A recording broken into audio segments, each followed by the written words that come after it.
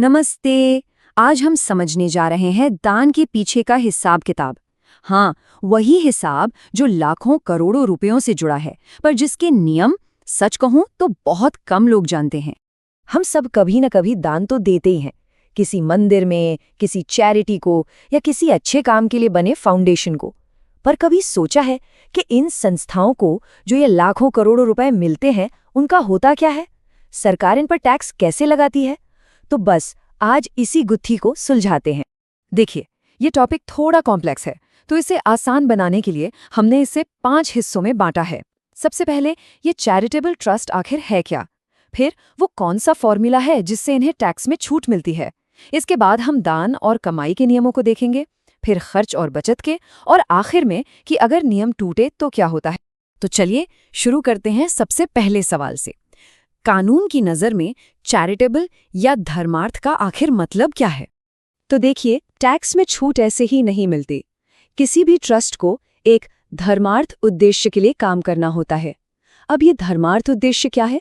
कानून कहता है इसमें आता है गरीबों की मदद करना, शिक्षा, मेडिकल रिलीफ, यहाँ तक कि योग भी, पर्यावरण या पुरानी ऐतिहासिक इमारतों को बचाना भी इसी में शामिल है। और हाँ, एक बहुत ही इंटरेस्टिंग कैटेगरी है जनरल पब्लिक यूटिलिटी, यानी सामान्य जन उपयोगिता। मतलब जनता के फायदे का कोई भी काम, जैसे मान लीजिए खेलकूद को बढ़ावा देना या कोई पब्लिक लाइब्रेरी चलाना। अच्छा, अब आते हैं सबसे जरूरी चीज पर। वो कौन सा बेसिक फॉर्मूला है जिस पर ये पूरा टैक्स छूट का सिस्टम टिका हुआ है? आप इसे सरकार और ट्रस्ट के बीच एक तरह का सौदा समझ सकते हैं। इसे कहते हैं 1585 का नियम। बहुत सिंपल है, एक बजट की तरह सोचिए। मान लीजिए एक ट्रस्ट को साल में जितनी भी इनकम हुई, उसका 15% हिस्सा वो तो सीधा सीधा टैक्स फ्री है, उस पर कोई सवाल नहीं पूछा जाएगा। लेकिन जो बाकी का 85% है, वो उन्हें उसी साल अपने चैरिटी वाले मिशन पर खर्च करना ही होगा। सरकार ये पक्का करना चाहती है कि टैक्स छूट का फायदा लेकर पैसा सिर्फ जमा ना होता रहे, बल्कि वो असल में लोगों के काम आए। और अगर वो 85% खर्च नहीं कर पाए, तो जितना पैसा बचा उस पर टैक्स लग जाएगा। पर रुकिए, कहानी में एक ट्विस्ट है। ऐसा नहीं है कि ट्रस्ट को मिलने वाले हर पैसे पर, हर दान पर एक ही नियम लगता है। नहीं, यहाँ कुछ बारीकियां हैं। चलिए उन्हें समझते हैं। असल में दान दो तरह के होते हैं और दोनों के लिए नियम एकदम अलग हैं। एक तो है नॉर्मल डोनेशन, यानी सामान्य दान। ये पैसा ट्रस्ट के रोज के काम और चैरिटी पर खर्च होता है और ये उसी 85% वाले नियम में आता है। दूसरी तरफ है कॉर्पस डोनेशन। अब ये खास है। ये दान ट्रस्ट की मेन कैपिटल यानी पूंजी को बढ़ाने के लिए होता है।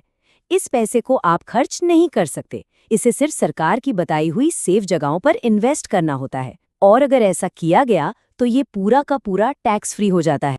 अब याद है हमने सामान्य जन उपयोगिता वाले ट्रस्ट की बात की थी? उनके लिए एक और खास नियम है।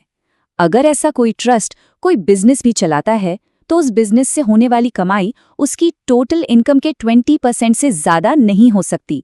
अगर ये लिमिट क्रॉस हुई तो उस साल के लिए उनका चैरिटेबल स्टेटस और टैक्स छूट दोनों खत्म। तो सवाल ये उठता है कि एक ट्रस्ट अपने पैसे को खर्च कैसे कर सकता है? क्या वो भविष्य के लिए पैसा बचा सकता है? कहाँ इन्वेस्ट कर सकता है? जी हाँ, इन सब के लिए भी बहुत कड़े नियम हैं। यहाँ एक बहुत ही अजीब लेकिन जरूरी नियम है। सोचिए, अगर कोई ट्रस्ट लोन लेकर कोई चैरिटी का काम करता है, तो उसे टैक्स में छूट कब मिलेगी? जब पैसा खर्च हुआ? नहीं, छूट तब मिलेगी जब वो उस लोन को वापस चुकाएगा। और ये लोन चुकाने के लिए भी 5 साल की डेडलाइन है। इसके पीछे लॉजिक ये है कि छूट असल में चुकाए गए पैसे पर मिले, ना कि सिर्फ उधार लिए गए पैसे पर। तो क्या कोई ट्रस्ट किसी बड़े प्रोजेक्ट, मान लीजिए एक अस्पताल बनाने के लिए पैसा जमा कर सकता है? हाँ, बिल्कुल कर सकता है, लेकिन शर्तें बहुत सख्त हैं। पहली शर्त, उन्हें टैक्स डिपार्टमेंट को पहले से बताना होगा कि ये पैसा किस खास मकसद के लिए जमा हो रहा है। दूसरी, ये पैसा ज्यादा से ज्यादा 5 साल के लिए ही जमा किया जा सकता है। तीसरी, इस जमा किए पैसे को भी सेफ जगहों पर इन्वेस्ट करना होगा। और हाँ, एक ट्रस्ट दूसरे ट्रस्ट को दान देकर इसे अपना खर्चा नहीं दिखा सकता। तो अब तक हमने सारे नियम देखे, पर क्या होगा अगर ये नियम तोड़े जाएं? क्योंकि सीधी सी बात है, जहां इतनी बड़ी छूट मिलती है वहां जवाबदेही भी उतनी ही बड़ी होती है। नियम तोड़ने का नतीजा बहुत सीधा और सख्त है।